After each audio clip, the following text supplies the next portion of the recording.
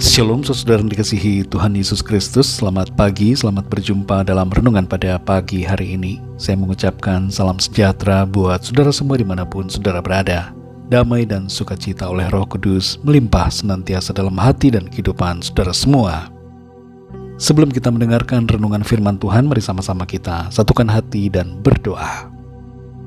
Bapa kami yang di surga, Bapa dalam nama Tuhan Yesus Kristus, kami bersyukur untuk pagi hari ini. Kembali kami boleh bangun dengan kekuatan, kesehatan dan berkat kebaikan Tuhan. Sungguh besar anugerah-Mu bagi kami. Keselamatan Tuhan berikan dan berkat kebaikan Tuhan limpahkan. Pada saat ini kami mau mendengarkan sabda firman-Mu. Urapi setiap kami ya Tuhan, untuk mengerti akan kehendak-Mu. Dalam nama Tuhan Yesus kami berdoa. Haleluya, amin.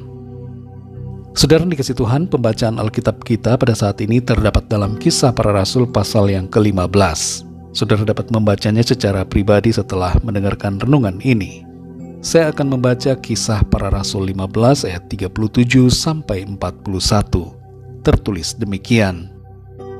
Barnabas ingin membawa juga Yohanes yang disebut Markus, tetapi Paulus dengan tegas berkata bahwa tidak baik membawa serta orang yang telah meninggalkan mereka di Pamfilia dan tidak mau turut bekerja bersama-sama dengan mereka. Hal itu menimbulkan perselisihan yang tajam, sehingga mereka berpisah dan Barnabas membawa Markus juga sertanya berlayar ke Siprus. Tetapi Paulus memilih Silas, dan sesudah diserahkan oleh saudara-saudara itu kepada kasih karunia Tuhan, berangkatlah ia mengelilingi Syria dan Kilikia sambil meneguhkan jemaat-jemaat di situ. Saudara dikasih Tuhan, perbedaan pendapat seringkali mewarnai kehidupan pasangan yang baru menikah. Hal-hal kecil bisa menimbulkan perselisihan. Meletakkan posisi botol aqua di dalam kulkas pun bisa jadi masalah. Salah satu pasangan ingin botol-botol diletakkan secara horizontal di bagian dalam, sementara pasangannya ingin botol-botol diletakkan secara vertikal di bagian pintu kulkas. Menghadapi perbedaan pendapat dalam berbagai hal di hidup kita, kita perlu menyikapinya dengan hati yang bijaksana dan mengambil solusi yang terbaik. Dalam ayat-ayat ini, saudara, kita membaca tentang perselisihan antara Paulus dan Barnabas. Saya percaya perselisihan ini tidaklah terjadi seperti yang kita bayangkan.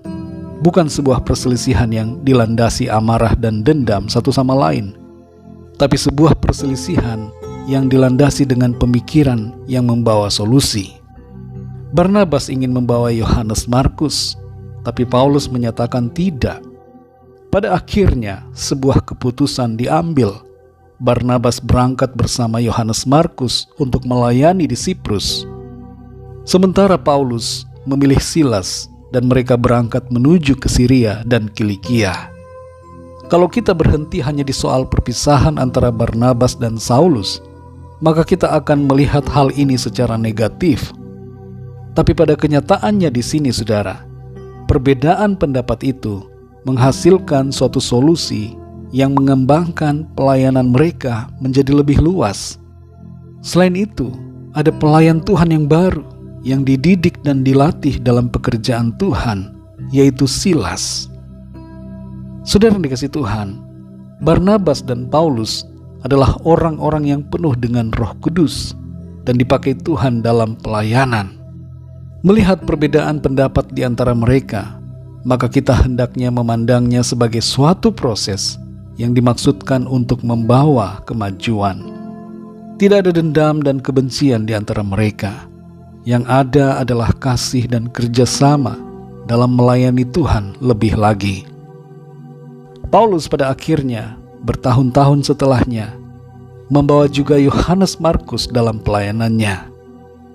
Saudara yang dikasih Tuhan, apa yang dapat kita pelajari dari kisah ini adalah tentang bagaimana kita menyikapi perselisihan yang kadangkala terjadi dalam kehidupan kita.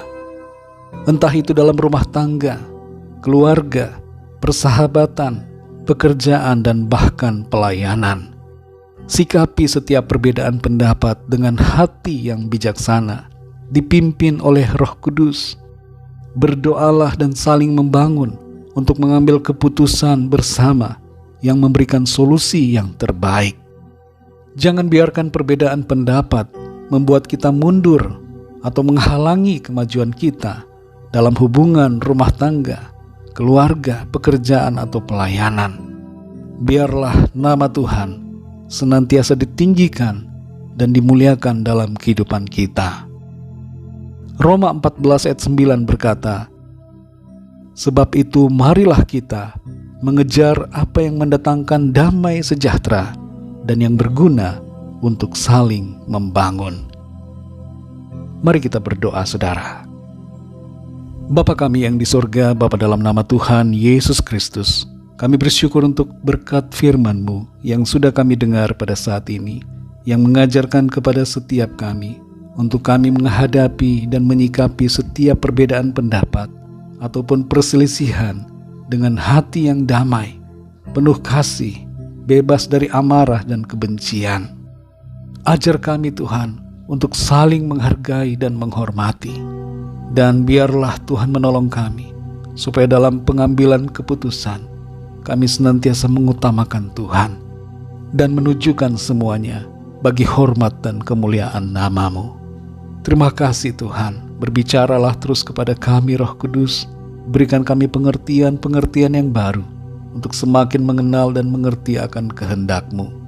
Berkati kami di sepanjang hari ini dalam segala aktivitas kami, agar dalam semua yang kami lakukan, nama Tuhan senantiasa kami muliakan. Kami berdoa bagi yang sakit dan dalam pergumulan, agar tangan Tuhan menjamah, memberikan kesembuhan dan jalan keluar, pertolongan-Mu yang ajaib dinyatakan. Kami percaya kami alami kemenangan, sukacita dan berkat Tuhan. Terima kasih ya Bapa. Dalam nama-Mu yang kudus, nama Tuhan Yesus Kristus, kami sudah berdoa dan mengucap syukur. Haleluya. Mari sama-sama kita berdoa doa Bapa kami. Bapa kami yang di sorga, dikuduskanlah nama-Mu, datanglah kerajaan-Mu, jadilah kehendak-Mu di bumi seperti di sorga.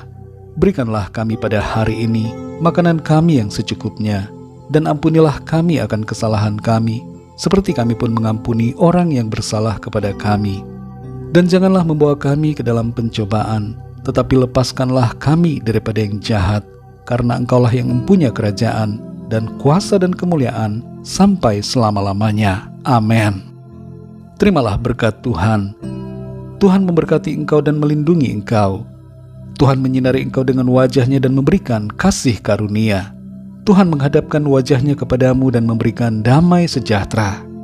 Berkat anugerah dari Bapa Surgawi, cinta kasih karunia dari Tuhan Yesus Kristus, dalam persekutuan dan penghiburan Roh Kudus, menyertai kita semua sekarang ini dan sampai selama-lamanya. Dalam berkat nama Tuhan Yesus Kristus. Haleluya. Amin. Puji Tuhan, saudara yang dikasihi Tuhan, saya percaya firman Tuhan menjadi berkat dan kekuatan buat saudara semua, dan Roh Kudus akan menolong saudara untuk lebih lagi memahami kebenaran firman Tuhan.